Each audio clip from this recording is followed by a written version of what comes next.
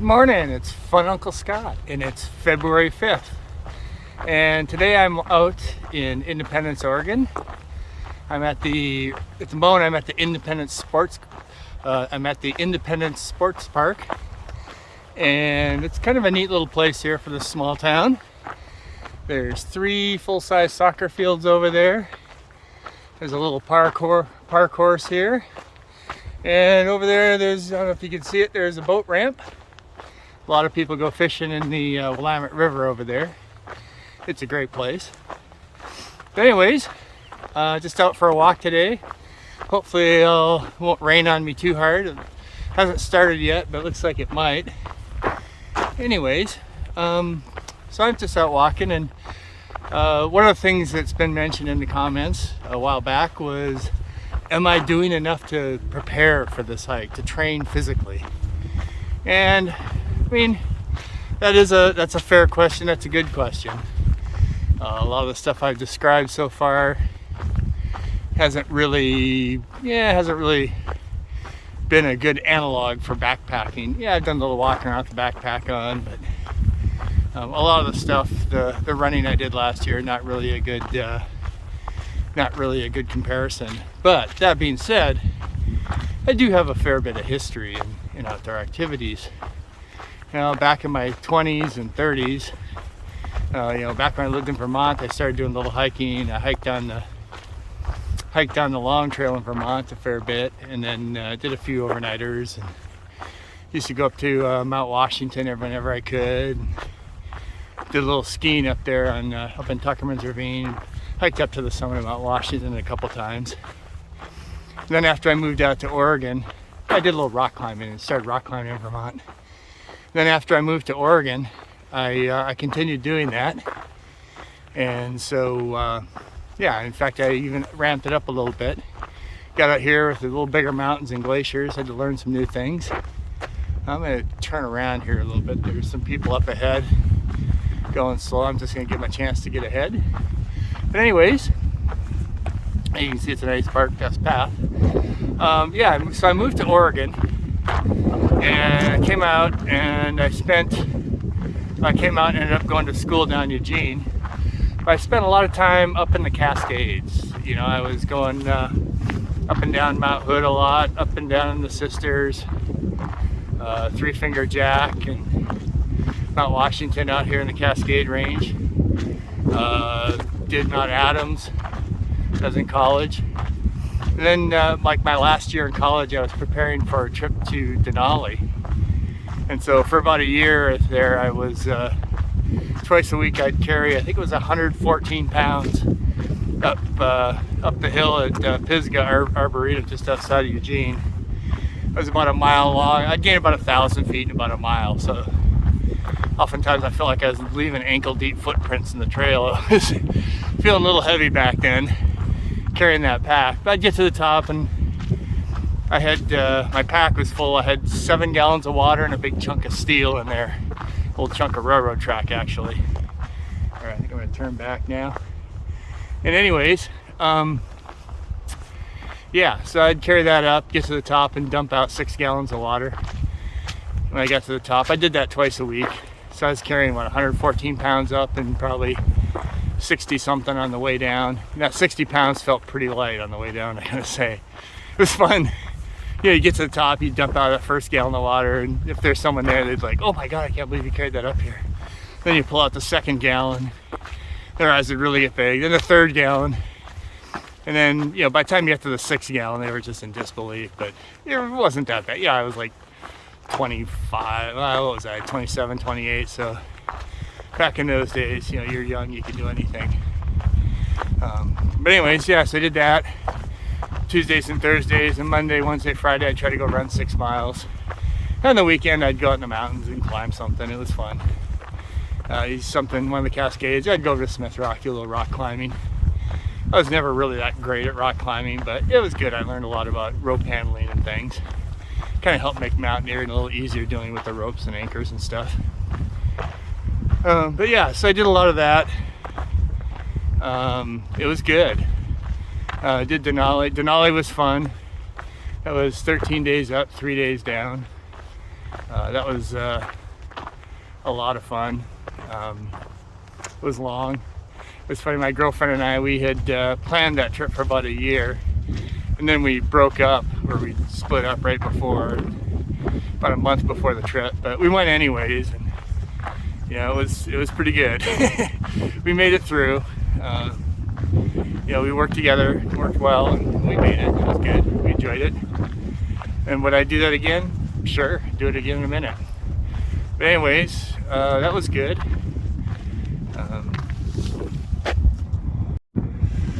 So, in addition to that, I did a lot of other mountaineering. I think I did the North Ridge of Stewart. That was kind of a fun 3 days. The Northeast Ridge of Triumph, 2 very, very long days. A little sketchy. Did all that, and then after Denali, we got back. I went up with a friend, went up to Mount Baker, did the Coleman Glacier headwall direct in July, which was really kind of a mistake, but it worked out. That was probably the sketchiest thing I ever did. We didn't mean to do that route, but you know, like idiots, we're gonna save weight. We don't need to bring the stinking guidebook, and we didn't, and we got in the wrong place. I remember the night before we were camped up there, we were talking to a group of 2 or 3 people, and they were going to do the North Ridge, which is what we were going to do. And so we were camped up there in the morning. We get up and we see them walking, go way over to the left where we're at, and we're like, man, they are going to the wrong place. Turns out we were going to the wrong place. But live and learn. We made it up the mountain and learned about snow blindness on that trip. Sunburned our eyes. Fortunately, that didn't really kick in. The pain didn't start until we got back down off the mountain and back home. So that was good. That was a tough trip. But anyways, so yeah, did all that. A lot of mountaineering. Never quite spent 100 nights in a calendar year in a tent. That was one of my goals. Never quite got there. Really wanted to, but never quite did.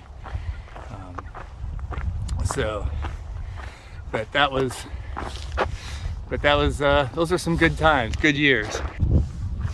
So then after the climbing years, there was the paragliding, there was some sailing, there was the paragliding, and then those weren't quite the aerobic activities, although sailing was pretty aerobic. Weren't quite the aerobic activities that mountaineering was. But then around 2001, I got into cycling, and I rode a lot. I was doing probably between 6,000 and 8,000 miles a year for several years. And I used to ride the Seattle to Portland quite often. I do it Seattle to Portland in a day. One year I did it in 2 days with my niece, but I rode a fixed gear, so a steel fixed gear. So that, you know, it kind of made it a little interesting, made it fun. Rode the Ramrod, ride around Mount Rainier in a day, 155 miles, a lot of ups and downs.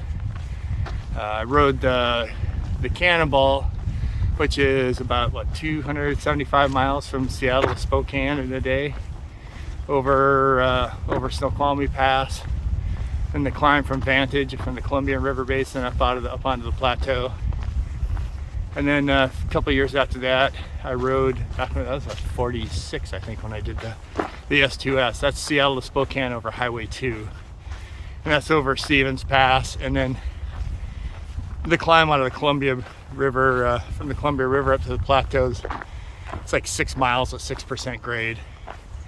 It's a bit of a grind, but yeah, you know, you do it. It's all part of the day. So I've got pretty good history from an activity standpoint on those things. I think given that, and I mean, I look at this Pacific Crest Trail is, I really just need to train for the first week. Physically, I need to train for the first week. Mentally, I need to prepare for the whole thing. But physically, if I can get through the first week, I can hopefully I'll be stronger by then. Take a rest day or two and carry on. Got a good early start, so I got plenty of time for rest days. As long as I don't do something stupid, I should be okay. So I'm pretty much looking forward to, again, getting out there. The first day I'm hoping to do 20 miles. That's a little bit bigger than I'd like, but logistically it makes sense. And then after that, we'll see. You know, we can do some 10 or 15 mile days, see how it feels, and just plug away to get through the first week. And once I get through the first week, just do that, you know, rinse and repeat. And then that'll be, just keep doing that until I get to Canada. So I think physically I should do okay. I'm not too worried. So we'll see how it goes though. I think mental, for me at this point, the mental part of it's going to be the big challenge. I left the sports park and I'm about 2 3/4 mile into my walk. And I'm about halfway from the sports park to downtown. As you can see, there's a nice little sidewalk here, a little field. There's some disc golf holes out there. There's a whole disc golf course here in town. Also behind me, there's an off-leash dog area back there. It's a great little place. Lots to do, a lot of neat things. And there'll be more to come when I get to town shortly. And I'll talk to you then. All right, so here I'm coming into the Independence Riverfront Park. Great park with a playground. You got whole rivers over there, the Willamette River. Little playground, a little open field area, and then there's an amphitheater over there. And you probably can't see it. There's a fountain up on top of the amphitheater. Anyways, in the summertime on Thursday nights, they do an open air free movie in the amphitheater, and then on Friday nights they do free concerts. It's really kind of a neat community thing. It really helps bring the community together and makes it all very pleasant. So just over 3 miles now into the walk as I'm getting around here through Independence. There's the new hotel they just built, and this historic downtown district is pretty cool. They the history of Independence is back around 1900. Its claim to fame was it was the hop capital of the world back then. And there used to be quite the big hop harvest. That was the big thing around here in this town. There's still some hop fields around, but probably not at that level anymore. Now there's a lot of grapes for wine, a lot of berries, hazelnuts, hay fields, fruits and vegetables. We have a great farmers market here in the summertime. But yeah, you see some of the old building, the old architecture down there. And yeah, so I'm just going to continue on along the riverfront, and I'll talk to you later. All right, continuing my walk through Independence here. And I just want to point out there is a place called Parallel 45 Brewing. It's a favorite of mine. Those guys brew some great beer. If you're ever in the area, you got to come check them out. And we're continuing the walk. I'm about 5 miles in. It started to rain a little bit, but not to worry. I see a hot chocolate in my near future up ahead. So I'm kind of excited about that. But yeah, I figure out in the trail, if it gets icky, there's got to be, what, a Starbucks every 5 miles on the trail? I don't think that's unreasonable. Well, maybe not. Okay, there's got to be one every 10 miles on the trail, though. So that's my plan. Get a hot beverage when I need it. All right, I'm still out here walking. Oh, on the outskirts of Independence, Monmouth. I'm probably, I don't know. It looks like I'm a little over 10 miles, 10.6 miles into today's walk. Still going, feeling good. Keeping up a pretty brisk pace. Yeah, shooting for 20 today. We'll see how that goes. And give you a little idea of where I'm at out here. It's a very nice country road. Oh, here comes the car. Any case, out for a walk and enjoying the countryside. I'll talk to you in a bit.